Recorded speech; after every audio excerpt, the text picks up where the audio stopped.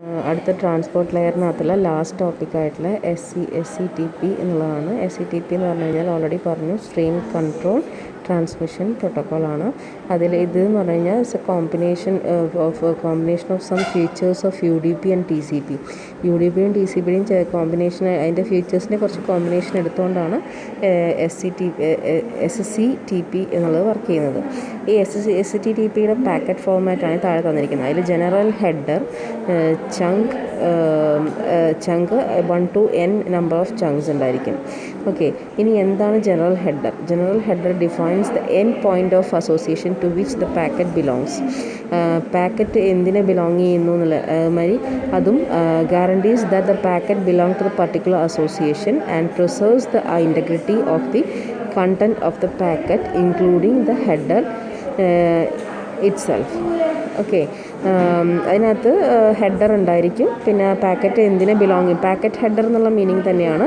അത് general header എന്നൊരു പേരിൽ കൊടുത്തിരിക്കണമെന്ന് മാത്രം. പാക്കറ്റ് എവിടത്തെയാണ്, എങ്ങോട്ട് പോകുന്നു എന്നുള്ള കാര്യങ്ങൾ. ഓക്കെ, അതിനെ ഈ ജനറൽ ഹെഡറിനെ വീണ്ടും 4 സെക്ഷനായി ഡിവൈഡ് ചെയ്തിട്ടുണ്ട്. Source port address, destination port address, verification tag and checks. അതിൽ സോഴ്സ് പോർട്ട് അഡ്രസ്സ് എന്താണെന്ന് നിങ്ങൾക്കറിയാം. ഡെസ്റ്റിനേഷൻ പോർട്ട് അഡ്രസ്സ് എന്താണെന്നും നിങ്ങൾക്കറിയാം. ഇനി അത് റിപ്പീറ്റ് ചെയ്യേണ്ട ആവശ്യമില്ല. എന്താണ് വെരിഫിക്കേഷൻ ടാഗ് എന്ന് നോക്കാം. ഓക്കെ, വെരിഫിക്കേഷൻ ടാഗിൽ ഇതിൽ ഫോട്ടോ എടുത്തപ്പോൾ വന്നിട്ടില്ല എന്ന് തോന്നുന്നു കേട്ടോ, sorry. Verification tag, okay, verification tag എന്ന് പറഞ്ഞിട്ടുണ്ടെങ്കിൽ ഓക്കെ, ഇവിടെ തന്നെ ഉണ്ട്. വെരിഫിക്കേഷൻ ടാഗ് 32 ബിറ്റ് ആയിരിക്കും വെരിഫിക്കേഷൻ ടാഗ് വരിക. അത് നമ്മൾ ചെക്കിംഗ് ആണ്. നമ്മൾ സെൻഡ് ചെയ്യുന്ന പാക്കറ്റ്സുമായിട്ട് മാച്ച് ചെയ്യുന്നുണ്ടോ, നമ്മുടെ അതായത് ബിറ്റ് സൈസ് മാച്ച് ചെയ്യുന്നുണ്ടോ എന്നുള്ള കാര്യം, എന്തെങ്കിലും മിസ്റ്റേക്ക് സംഭവിച്ചിട്ടുണ്ടോ എന്നുള്ള വെരിഫിക്കേഷൻ ചെയ്യാനാണ് ഈ വെരിഫിക്കേഷൻ ടാഗ് യൂസ് ചെയ്യുന്നത്. ഓക്കെ, അതുമാതിരി ചങ്ക്സ് എന്ന് പറഞ്ഞാൽ control information or user data are carried in chunk. യൂസറിൻ്റെ ഡാറ്റ ആയിരിക്കും അതിനകത്തുണ്ടാവുക, അല്ലെങ്കിൽ ഇൻഫർമേഷൻ കൺട്രോൾ ചെയ്യുന്നതായിരിക്കും ചങ്ക്സ് ചെയ്യുന്നത്. ചങ്ക്സ് ഹാവ് ഒരു കോമൺ ലേഔട്ടാണ്. First 3 fields are common to ആദ്യത്തെ 3 ഫീൽഡ്സ് എല്ലാ ചങ്ക്സിനും കോമൺ ആയിരിക്കും. ഓക്കെ, അതിൽ 256 ടൈപ്സ് ഓഫ് ചങ്ക്സ് ഉണ്ട്. ഓക്കെ, അതിൽ ചിലതാണ് അവിടെ പറഞ്ഞെങ്കിൽ ഡാറ്റ എന്ന് പറഞ്ഞിട്ടുണ്ടെങ്കിൽ യൂസർ ഡാറ്റ, ഇന്നിറ്റ് എന്ന് പറഞ്ഞിട്ടുണ്ടെങ്കിൽ sets up an association, innit acknowledgement എന്ന് പറഞ്ഞിട്ടുണ്ടെങ്കിൽ അക്നോളജ്മെൻറ്റ് പാസ് ചെയ്യുന്നത്, സാക്ക് എന്ന് പറഞ്ഞിട്ടുണ്ടെങ്കിൽ സെലക്റ്റീവ് അക്നോളജ്മെൻറ്റ്, അബോട്ട് എന്ന് പറഞ്ഞാൽ അബോട്ട് ദ അസോസിയേഷൻ എന്ന് പറയുന്നത് പർട്ടിക്കുലർ ആ ഡാറ്റ ട്രാൻസ്മിഷൻ ചെയ്യുന്നതാണ്. സെൻഡർ ടു റിസീവർ എന്ന് പറയുന്നത് ഒരു അസോസിയേഷൻ ആയിട്ടാണ് ഇവിടെ പറയുന്നത്. ഓക്കെ, ഷട്ട് ഡൗൺ എന്ന് പറഞ്ഞിട്ടുണ്ടെങ്കിൽ termination, shut down acknowledgement shut down ചെയ്യുക, സ്റ്റോപ്പ് ചെയ്യുക, എറർ റിപ്പോർട്ട് ചെയ്യുക. അതിനൊക്കെ ഓരോന്നിനും ഓരോ ചങ്ക്സ് ഇവിടെ പ്രൊവൈഡ് ചെയ്യുന്നുണ്ട്. ഓക്കെ, ഈ ചങ്ക്സിന് ഇവർ ചങ്ക് ഇൻഫർമേഷനും 3 സെക്ഷനായിട്ട് ടൈപ്പ്, ഫ്ലാഗ്, ലെങ്ത്ത്, പിന്നെ ചങ്ക് ഇൻഫർമേഷൻ ഓരോന്നും 8 ബിറ്റ് ആയിട്ടാണ്. Type 8 ബിറ്റാണ്, flag 8 ബിറ്റാണ്, length 8 ബിറ്റാണ്,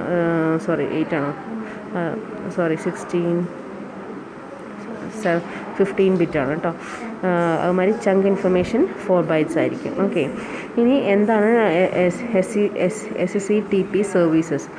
SCTP services അല്ലെങ്കിൽ അതിൻ്റെ ഫങ്ഷൻസ് എന്തൊക്കെയാണെന്ന് നോക്കാം. ഒന്ന് process to process communication. Second multiple streams what is the multiple streams എന്ന് പറഞ്ഞാൽ നമ്മൾ സാധാരണ TCPക്കകത്ത് സ്ട്രീംസ് ആയിട്ടാണ് ഡാറ്റ ട്രാൻസ്ഫർ ചെയ്യാമെന്ന് പറഞ്ഞു. പക്ഷേ അവിടെ അറ്റ് എ ടൈമിൽ ഒരു സ്ട്രീം ഓഫ് ഡാറ്റയാണ് പാസ് ചെയ്യുന്നത്. ഇവിടെ multiple stream.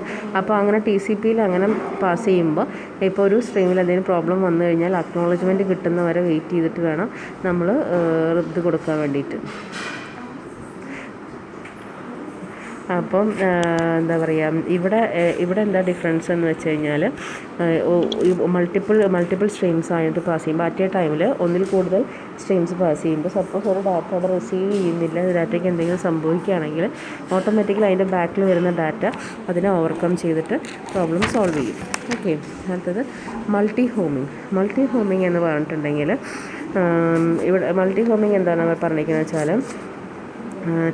SCTP association on the other hand support multi-homing service. The sender and receiver host can be multiple IP address ഉണ്ടായിരിക്കും. TCP-യിലൊക്കെ ഒരു IP അഡ്രസ്സ് ഉണ്ടായിരിക്കുള്ളൂ. അപ്പോൾ ആ IP അഡ്രസ്സ് വഴിയേ നമുക്ക് പാസ് ചെയ്യാൻ പറ്റുള്ളൂ. സപ്പോസ് അത് കിട്ടിയില്ലെങ്കിൽ കണക്ഷൻ ലോസ്റ്റ് ആവുകയോ ചെയ്യുള്ളൂ. ഇവിടെ മൾട്ടിപ്പിൾ IP അഡ്രസ്സ് ഉള്ളത് കൊണ്ട് തന്നെ ഏത് IP അഡ്രസ്സ് വഴി വേണമെങ്കിലും നമുക്ക് ഡാറ്റ സെൻഡിങ്ങും റിസീവിങ്ങും ചെയ്യാൻ സാധിക്കും. അതാണ് മൾട്ടി ഹോമിംഗ് കോൺസെപ്റ്റ് എന്ന് പറഞ്ഞിരിക്കുന്നത്. അതിൻ്റെ ഒരു ഡയഗ്രമാണ് ഈ കാണിച്ചിരിക്കുന്നത്. ഓക്കെ, അടുത്തത് ഫുൾ ഡ്യൂപ്ലെക്സ് പറഞ്ഞാൽ ബൈ ഡയറക്ഷണൽ അല്ലെങ്കിൽ ബോത്ത് ഡയറക്ഷൻ സെയിം ടൈം ചെയ്യാൻ പറ്റും. കണക്ഷൻ ഓറിയൻറ്റഡ് ആണ്, അതും ലോജിക്കൽ കണക്ഷൻ ആയിരിക്കും. ആ കണക്ഷനെയാണ് നമ്മൾ അസോസിയേഷൻ എന്ന് പറയുന്നത്. റിലയബിൾ സർവീസ് ആയിരിക്കും. ഇനി കണക്ഷൻ ഓറിയൻറ്റഡിനെ 3 സെക്ഷനായി ഡിവൈഡ് ചെയ്തിട്ടുണ്ട്, 3 ഫേസസ് ആയിട്ട്. Association establishment, data transfer, association termination. Association establishment എന്ന് പറഞ്ഞു കഴിഞ്ഞാൽ ഒരു പ്രോസസ്സ് സ്റ്റാർട്ട് ചെയ്യുന്ന ഇതിനെയാണ് അസോസിയേഷൻ എസ്റ്റാബ്ലിഷ്മെൻറ്റ് എന്ന് പറയുന്നത്. അതിന് 4-വേ ഹാൻഡ് ഷേക്ക് ഉപയോഗിച്ചാണ് ചെയ്യുന്നത്. അത് വെരിഫിക്കേഷൻ ടാഗ് ഉപയോഗിച്ച് വെരിഫൈ ചെയ്ത് ഇനിറ്റ് ടാഗ് വഴി ഡാറ്റ ട്രാൻസ്ഫർ ചെയ്യുന്ന ഒരു രീതിയാണ് അതിലുള്ളത്. അങ്ങനെ അതിന് 4 രീതിയിൽ നാലായിട്ട് എക്സ്പ്ലെയിൻ ചെയ്തിട്ടുണ്ട്. അതായത് ഇന്നിറ്റ് തന്നെ ഇനീഷ്യലൈസ് ചെയ്തിട്ട് അവിടെ നിന്ന് ടാഗ് വഴി ഡാറ്റ ട്രാൻസ്ഫർ ചെയ്യും. ഡാറ്റ ട്രാൻസ്ഫർ ചെയ്തിട്ട് അവിടെ റിസീവറിലേക്ക് റിസീവ് ആയിക്കഴിഞ്ഞാൽ റിസീവർ തിരിച്ച് അക്നോളജ്മെൻറ്റ് പാസ് ചെയ്യും. അപ്പോൾ ഇന്നിറ്റ് അവിടെ നിന്ന് ഇനീഷ്യലൈസ് ചെയ്തിട്ട് അക്നോളജ്മെൻറ്റ് പാസ് ചെയ്യും. അപ്പോൾ അതിൽ വെരിഫിക്കേഷൻ ടാഗ് നമ്പറും പിന്നെ എന്താ ഉണ്ടായിരിക്കുക, പിന്നെ റിസീവർ വിൻഡോ നമ്പറും ഒക്കെ ഉണ്ടായിരിക്കും. ഇവിടെ എത്തിക്കഴിഞ്ഞാൽ എന്തെങ്കിലും കുക്കീസ് പറഞ്ഞാൽ അൺവാണ്ടഡ് എറേഴ്സ്, എന്തെങ്കിലും സ്മോൾ ടൈപ്പ് ഓഫ് എറേഴ്സ് ഒക്കെ ഉണ്ടെങ്കിൽ അത് അങ്ങനെ എന്തെങ്കിലും ഉണ്ടെങ്കിൽ ചെറിയ പാർട്ടുകളൊക്കെ ഉണ്ടെങ്കിൽ തിരിച്ച് വീണ്ടും റിസീവർക്ക് പാസ് ചെയ്യും. റിസീവറിൻ്റെ കയ്യിലെത്തിക്കഴിഞ്ഞാൽ റിസീവർ തിരിച്ച് പാസ് ചെയ്യും. ഓക്കെ, അങ്ങനെയാണ് ചെയ്യുന്നത്.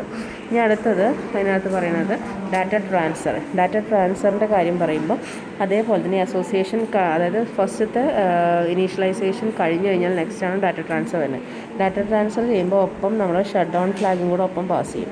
ഷട്ട് ഡൗൺ ഫ്ലാഗും കൂടെ പാസ് ചെയ്തിട്ട് അവിടെ എത്തിക്കഴിഞ്ഞാൽ, അതായത് ഈ ഡാറ്റ വന്നു കഴിഞ്ഞാൽ പിന്നെ അവിടെ ഷട്ട് ഡൗൺ ആണെന്നുള്ളത് കാണിക്കാൻ വേണ്ടിയിട്ടാണ്. ആക്റ്റീവ് ചെയ്ത് കഴിഞ്ഞാൽ ഷട്ട് ഡൗൺ ഫ്ലാഗ് പാസ് ചെയ്യും. അവിടെ എത്തിയ റിസീവ് ആയിക്കഴിഞ്ഞാൽ acknowledgement plus shut down flag തിരിച്ചു വരും. ഓക്കെ, അപ്പോൾ ഷട്ട് ഡൗൺ കംപ്ലീറ്റഡ് എന്നുള്ള മെസ്സേജ് വീണ്ടും നമ്മൾ തിരിച്ചു കൊടുക്കും. അങ്ങനെയാണ് അത് ചെയ്യുന്നത്. ഓക്കെ, അതേപോലെ ഡാറ്റ ട്രാൻസ്ഫറും പിന്നെ അസോസിയേഷൻ ടെർമിനേഷൻ സൈഡും ഇങ്ങനെ തന്നെയാണ് ചെയ്യുന്നത്. 2 parties are involved in exchanging data can close connection.